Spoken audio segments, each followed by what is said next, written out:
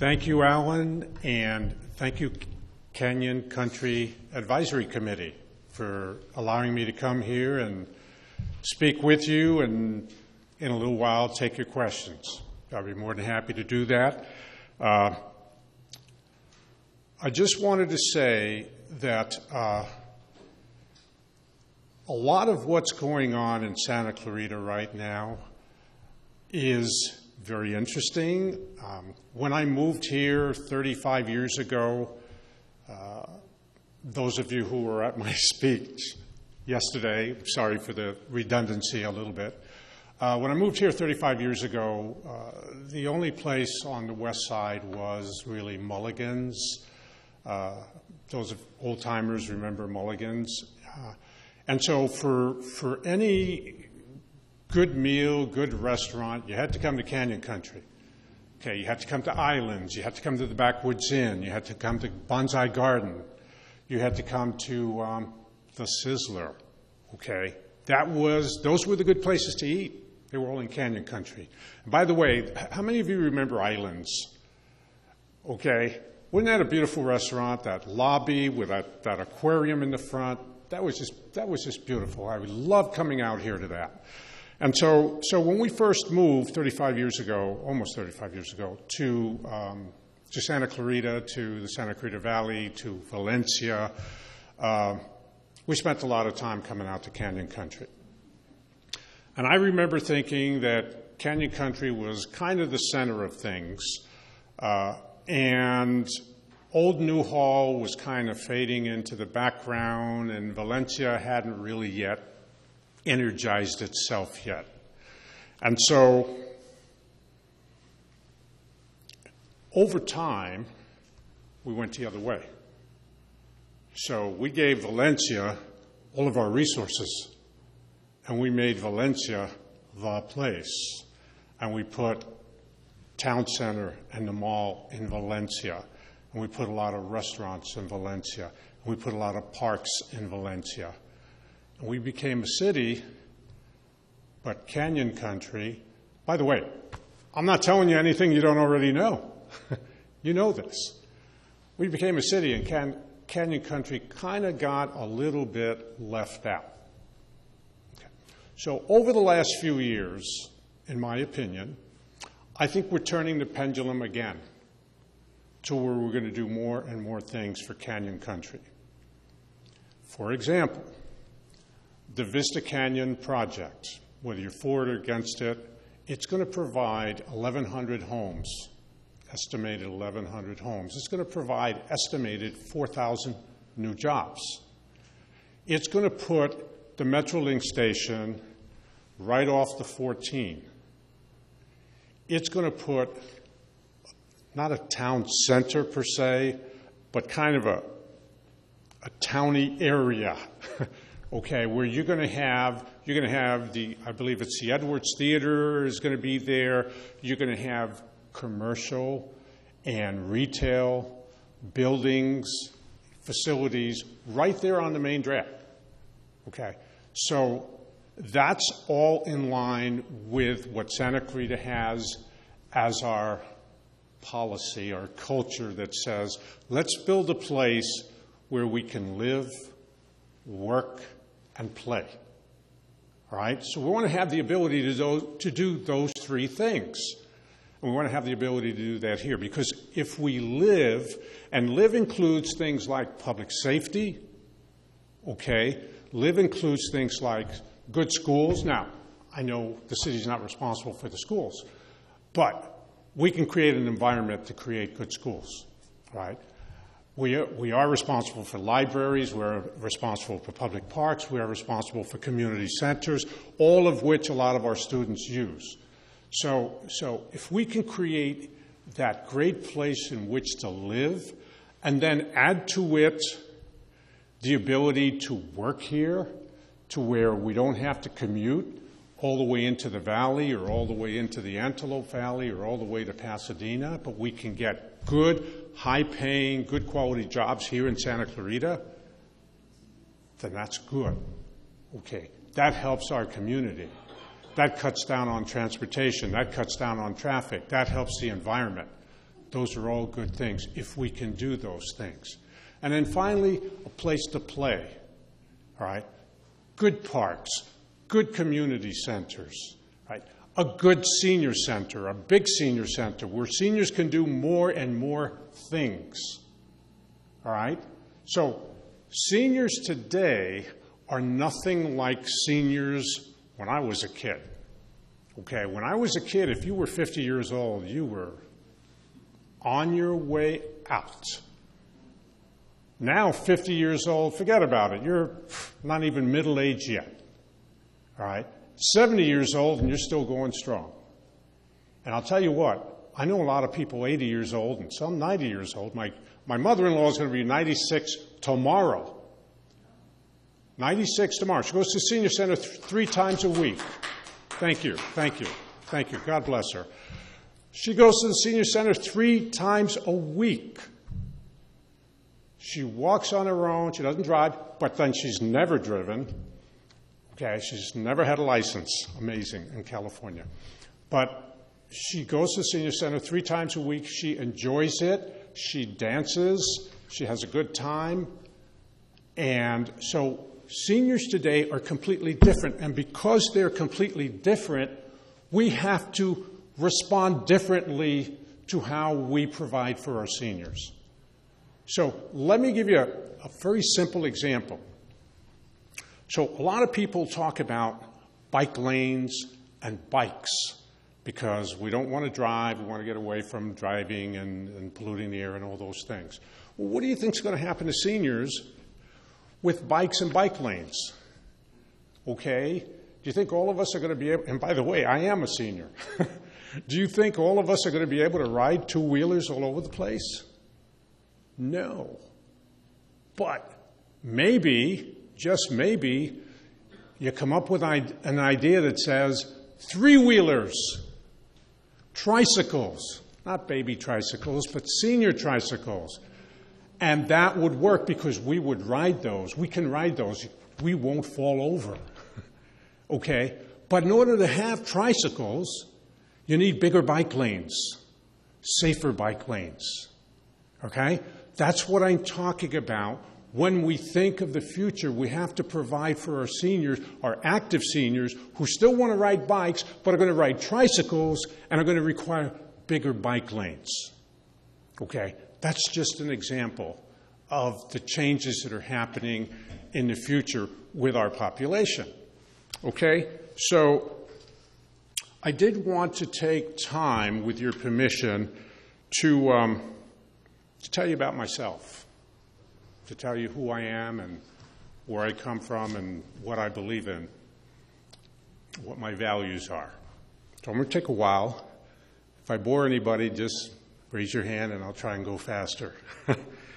Okay. I was born in New York City.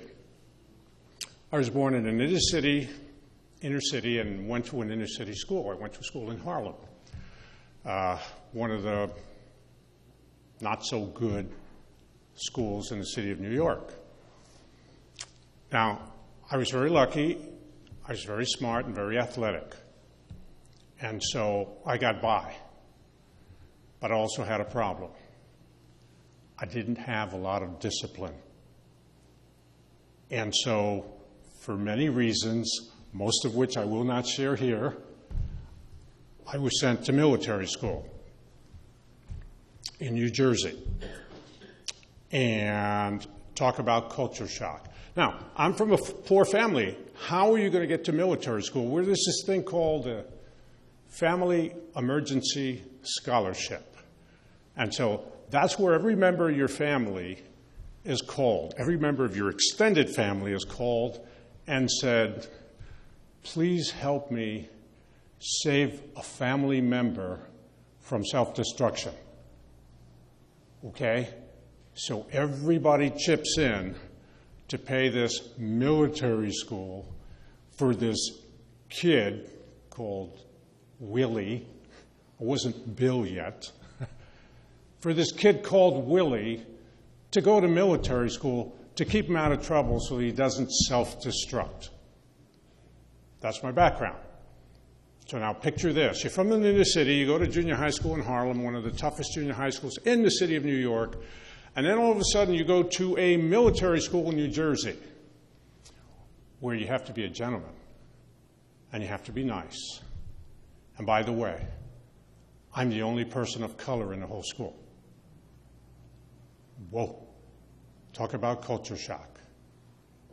The first year I was there, I had to do a lot of fighting. I'm talking physical, fist fighting. Okay. Something about I didn't like being called a spick.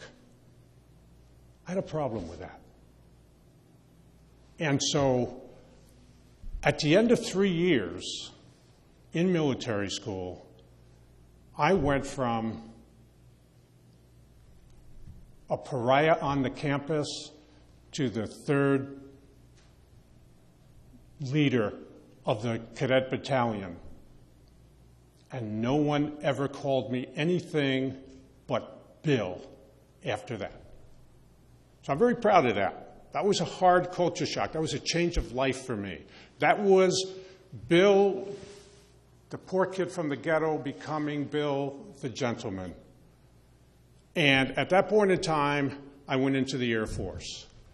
I'm a veteran, I wear the pin, I'm an Air Force veteran, I spent a lot of time in the Air Force. Went to the University of Nebraska, graduated from the University of Nebraska, and then went to work for a Fortune 500 company. I was very lucky to be able to go to work for IBM in New York City. When I was working for IBM in New York City, and by the way, anybody who's familiar with IBM, especially in the old days, if you went to work for IBM, you spent 1 year training, 1 year learning your craft. Today you go to work for a company and you're lucky if you get 1 week's training. In my day, we had 1 year of classroom training. We were not allowed to go out into the field and call on major accounts until we graduated from our 1 year of training. I graduated from my 1 year of training and I got a couple of major accounts. One of them was Revlin Laboratories. Revlin Laboratories is a little different than Revlin, the company. They're both, you work together, but the laboratory is where they develop cosmetics, okay? So they test them, and they try different things, and they have chemists going crazy all over the place. And so, quick story, side story. When I covered Revlon Cosmetics, or the labs, every Friday morning I'd get a bag of cosmetics, free cosmetics to take home to my mom, sister, and wife. Okay, so, however, they were experimental. So sometimes my girls liked it, and sometimes they were, no. Anyway, so that's a side story. My other account was MGM, the movie-making company. A lot of people don't know that MGM, for many, many years, was headquartered in Manhattan, New York.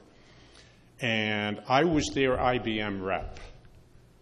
They had huge computers, multi-million-dollar computer operation, and they decided, because they were in financial trouble, to close down the Manhattan operation and move the corporate headquarters to Culver City in California.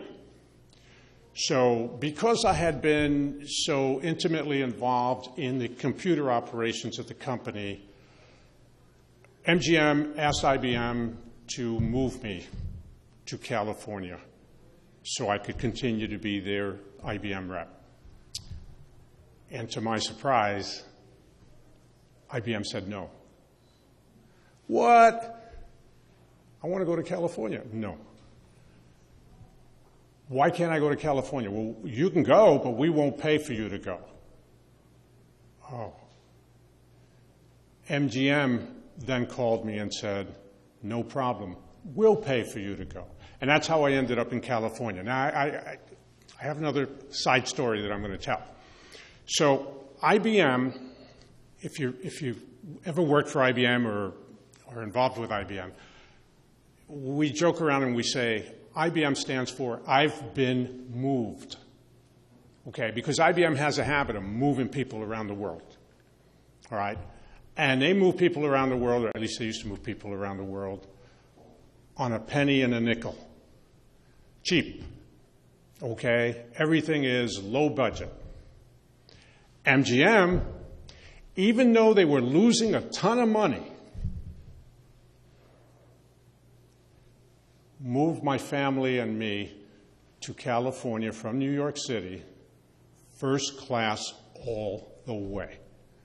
It was incredible. And I was so young, I had no idea what all this was all about. I was like, wow, they're spending all this money, they're losing money, and they're spending all this money to move my family to Culver City.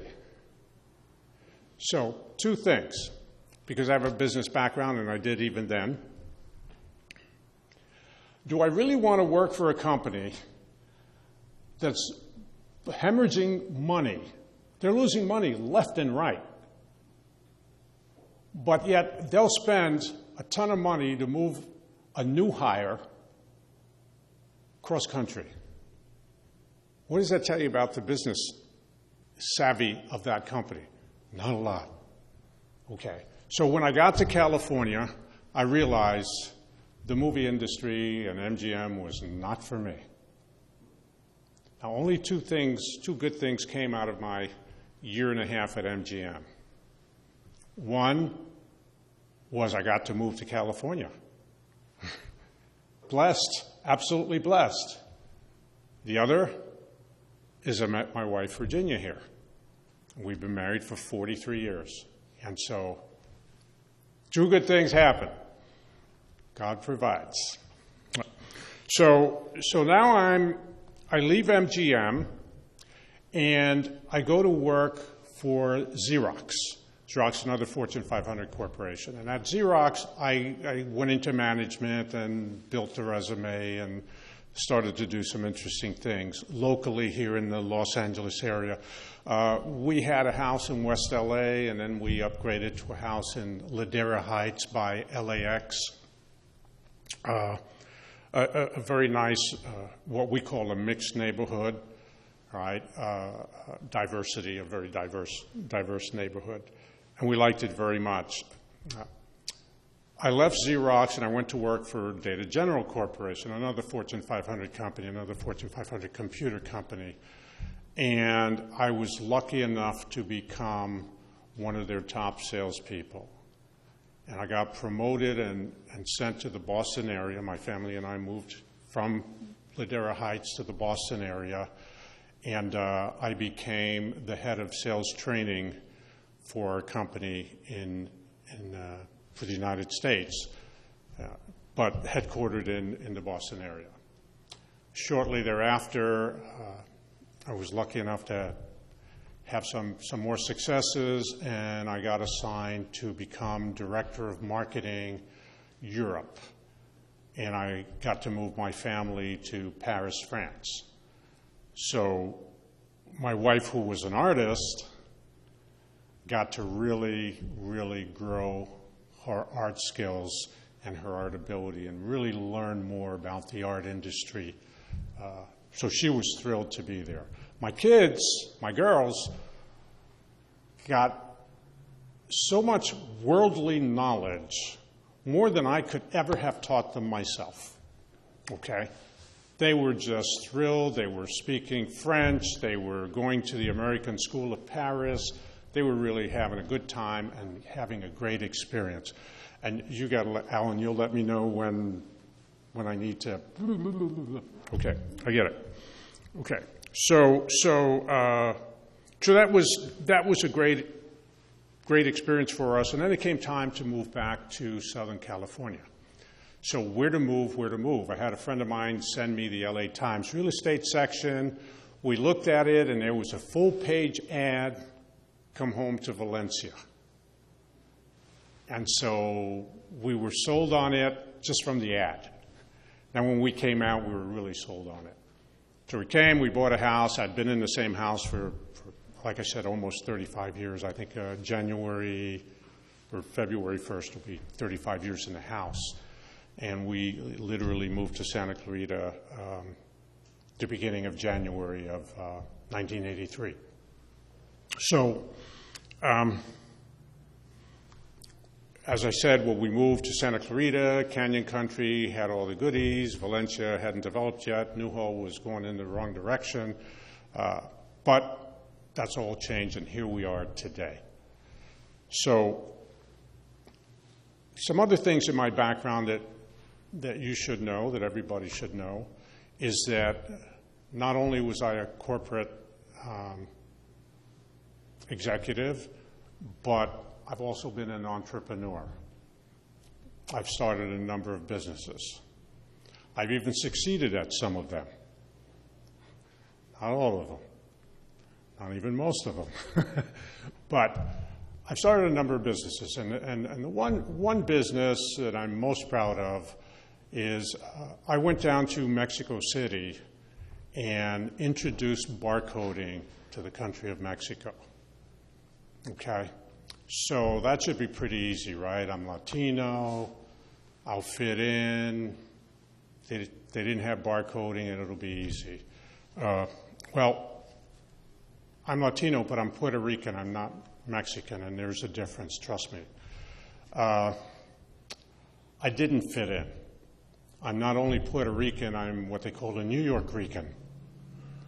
So I'm not from Puerto Rico, I'm from New York, which is Little Puerto Rico. So it was hard adjusting down there, but we made it happen. Now, I never moved down there, and my family wouldn't allow me to move down there. They love Santa Clarita. They didn't want to leave Santa Clarita. So I never moved down there. But what we did was I commuted back and forth to Mexico City. I'd spend 2-3 weeks down there, 2-3 weeks up here. And over time, we built a multi-million-dollar company in Mexico City in the barcoding industry. Today, that company is the biggest barcoding systems company in the country of Mexico. Fortunately, I sold it. So I can't reap all those humongous benefits of today, but I did pretty well. I'm not complaining. At the same time, when I sold the Mexico company, I also had a company in Glendale, same industry, barcode systems industry, and that company was interesting in that I bought it for the wonderful price of $1. It was hemorrhaging ink, red ink. It was losing money left and right, and they offered it to me for $1, and I thought I could turn it around very quickly. And it was January, I took over January 1st of 1994. And what happened less than 3 weeks later? Northridge earthquake. And so what I thought would be a pretty straightforward resuscitation of the business ended up being thousands and thousands and thousands of dollars of loss while I waited for the recovery from the Northridge earthquake. Now, once we did recover, I moved the company up here to Santa Clarita, and we did very well. I sold it to a consulting company. I went into consulting, and my career was in consulting. I did a lot of international consulting, and that international consulting took me to Europe once a month for about a week to 10 days.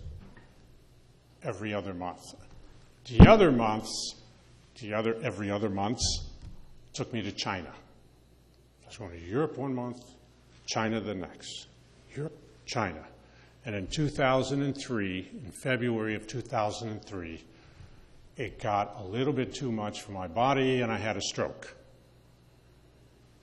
And it took me 2 years to recover from that stroke.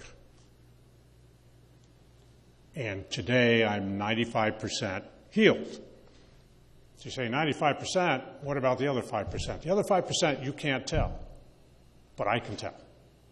Okay? Most of that 5% is a balance issue. So once in a while, you'll see me overlean a little bit because my brain still doesn't know upright. Okay? And so At that point in time, it took me 2 years to recover. When I recovered, I said to myself, and I prayed to God, I'm a very spiritual man, and I prayed to God, and I said, if I could heal, I will spend the rest of my life helping others. That will be my mantra. And I got healed. As I said, 95%. That was good enough for me. And since that time, I've been helping others. And I started with my consulting business. I went from consulting internationally to consulting locally. I joined as a counselor in the Small Business Administration, the Small Business Development Center. That's now at the University Center. Before it was at the Chamber of Commerce. And I helped hundreds of small business owners here in Santa Clarita for several years. Okay? Then in 2010, I made two moves that you may be familiar with.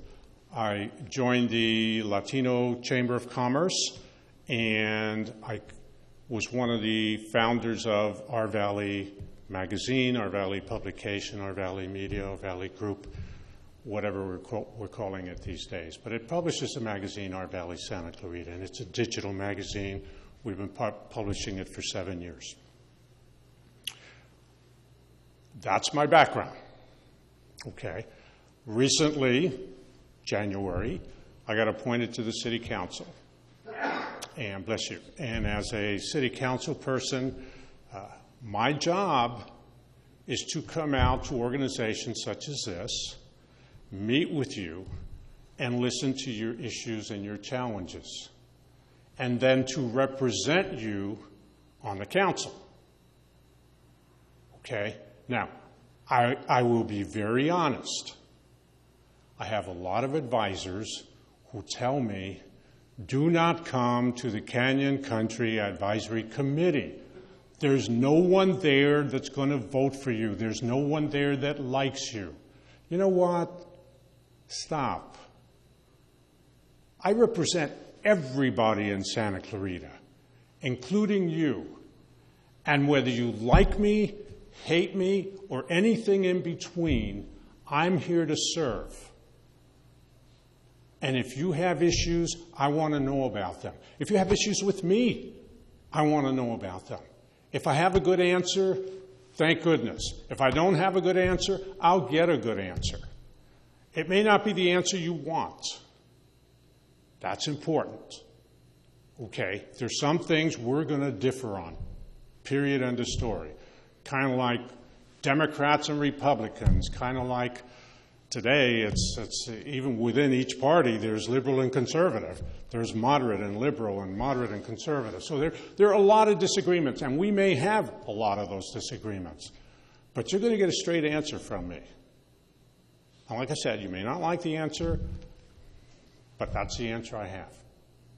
So hopefully that gives you a little bit of who Bill Miranda is, and I'm ready for questions. Anybody that would like to ask a question and come up to the front of the room?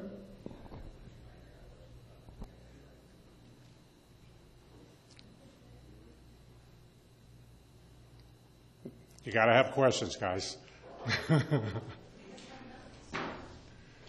I'd ask him, who was it that told him not to come here? Well, let me lead off, okay? One more thing, Steve, before you say anything, because I wanted to say this and I forgot. People get to come to council, and Steve knows because he comes a lot, and for 3 minutes express their opinions, ideas, frustrations, whatever. Please know and understand, I respect that. I don't fear that, okay? And I will argue and fight for your right to do that. Whether it's favorable to me or not is not my issue. My issue is you have a right, not just you, Steve, but Everybody has a right to express themselves. Everybody has a right to go to City Hall and demand to be heard. And I'm a veteran. I fought for that right. I served for that right. I didn't fight. Okay? So I just wanted to get that in. Go ahead. Well, I'm Steve Petzold. I'm from Saugus, California. I appreciate you coming to the Canyon Country Advisory Committee and coming to speak to us. You're right. You were appointed to this position. Let me just ask you the question that comes immediately from my heart. Mm-hmm.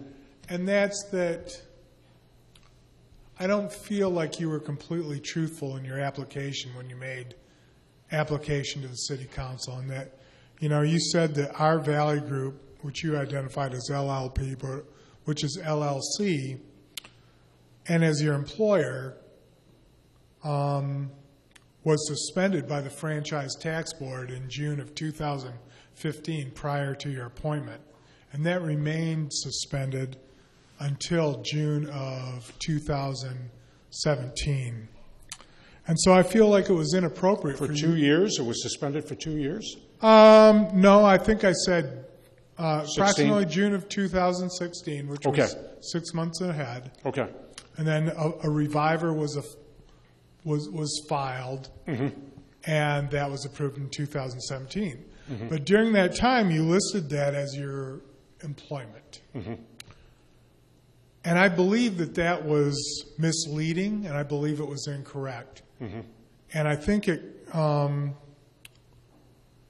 disparages the applications of the other 48 or 50, however you want to count them, that submitted applications that were completely transparent and truthful. Mm-hmm. So I would like to hear from you an explanation as to whether you feel you were truthful in your application to the City Council when you applied for the position, and I'll leave it at that. Thank you. Thank you for your question. The answer is I was absolutely truthful. Our company and the Franchise Tax Board came to an agreement. We were short of funds at one point, and we contacted the Franchise Tax Board, told them we were short of funds, asked them to give us a payment plan. They were very cooperative, gave us a wonderful payment plan. We were paying the plan, and so I feel absolutely that I've been absolutely transparent. And whether you agree with that or not, I can't dissuade you. But I do feel, you ask me how I feel? Absolutely. 100% transparent.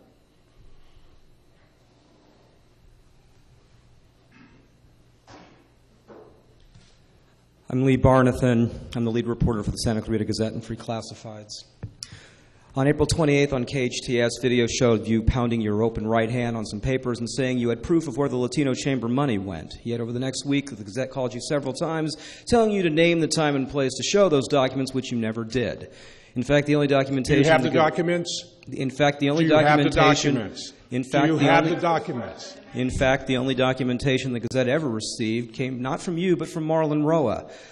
My question is, how do you explain your inability to produce the documentation that could have cleared you? I produced the documentations. You have the documentations. You've had the documentations for a long time. Thank you.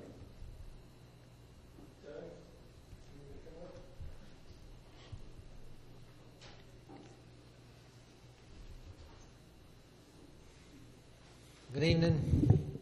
Douglas Frazier. Hi, Douglas. Now I can talk. Okay. The issue that I'm having and some other of the mobile home park individuals are having and some other citizens having is when we request public records, the staff seems to be hesitant to provide them. and it's state law and federal law that public records requests should be provided. Now, this one is just 2 pages long. When we put this in, they're supposed to give us 10 days to get it back. Usually we get a message that says, due to the enormous amount, or due to this, or due to that, we, according to this rule, are extending it 2 more weeks before we get a paper that's only 2 pages. And there's other issues that we Doug, I apologize. I wear hearing aids. Could you speak more into the microphone, please? Okay. Thank you. The public records request that we're trying to get seems to be hesitating to return them, and we're getting messages all the time that say, at the 10-day time period, we get a message that says we're extending it 2 more weeks. Can you help us correct that in the city, or how can we? I can certainly try. Can I meet with you individually Absolutely. one day if I email you? Absolutely. I know you've been busy, and I've emailed you before. I'm never too busy Okay. for this kind of work. That's my job. Okay. I'll email you, and then I'll bring you some Absolutely. examples, and we'll see if we can get something. Absolutely. You can email, you can call, whichever you prefer. Okay. Thank you. We'll get on the calendar. Anybody else?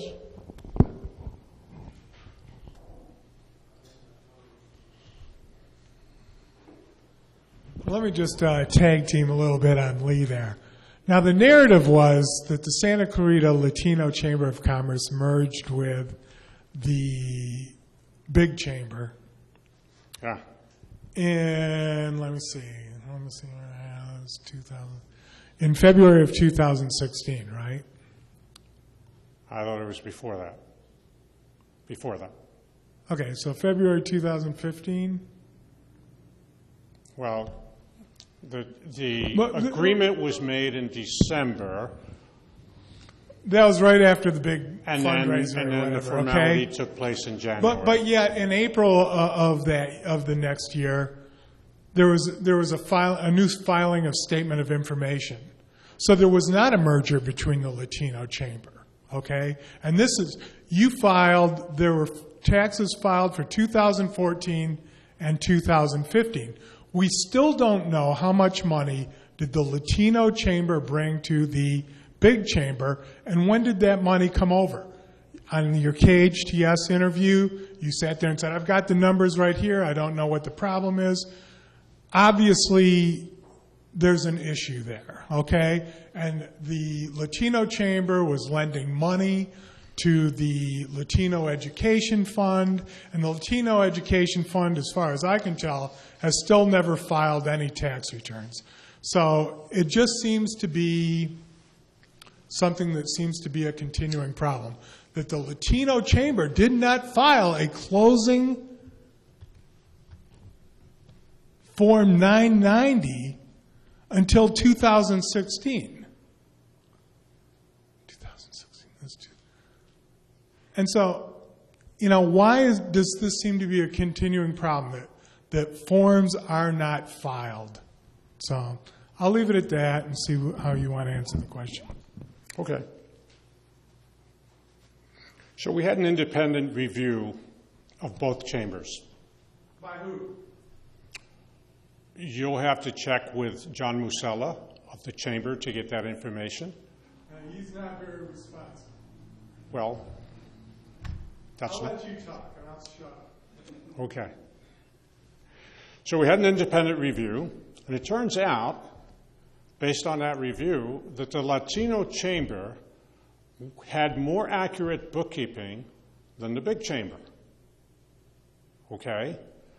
And at the time of the merger, we provided the big chamber, to use your words, 2 checks for the amount that was left in the Latino Chamber.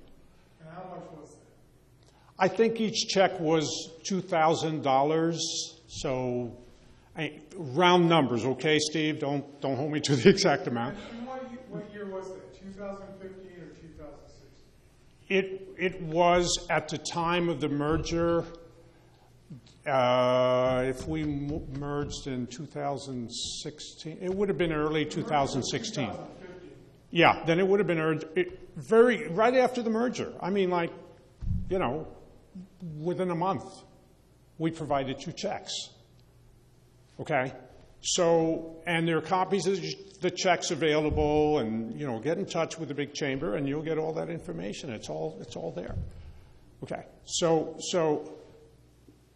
where you have, in my opinion, an honest argument to make with me is that as CEO of the Latino Chamber, I should have stayed on top of making sure that 990 got filed. Okay? So for that, I accept responsibility. I should have stayed on top. However, it was not my responsibility to file. The agreement was that the big chamber would file all the closing documents of the Latino Chamber. Why? Because the Latino Chamber had no staff. We had no people. Okay? And the big chamber had a staff of 8 at the time. So you could tell which chamber was running thin and efficient and which chamber was running fat and inefficient. Okay? So they were supposed to file the papers. They didn't.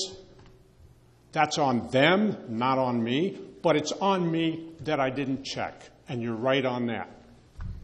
Okay? So I will accept that responsibility. I should have checked. I trusted. It didn't happen. That part's on me. The actual filing had nothing to do with me. It was not my responsibility. Okay, one more last question. Anybody? I could take more if we have time. I actually have a pertinent question up to date. We used Judy to Lower Canyon Country 40 years.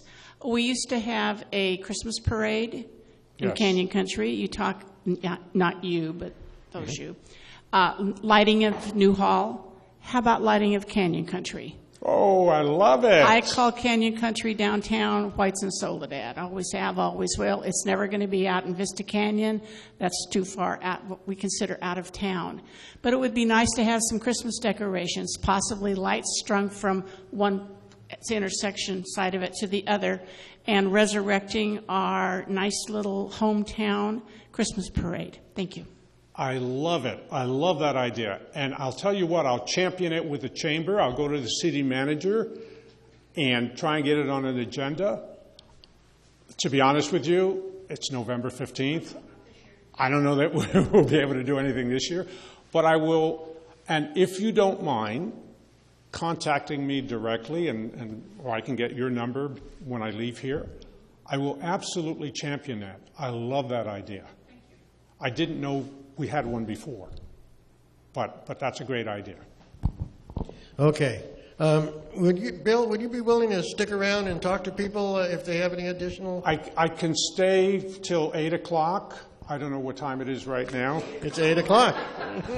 Oh, it's 8:05? Well, I'll stay 15 minutes if you'll have me. Now, before I go, I wanted to present you, Alan, with a copy of my book. I wrote a book several years ago called Profiles in Latino Courage, How Everyday Latinos Achieve Success. And I wanted to just thank you for having me here and give you a copy of my book. Well, thank you, Bill. Thank you, brother. Give Bill a hand.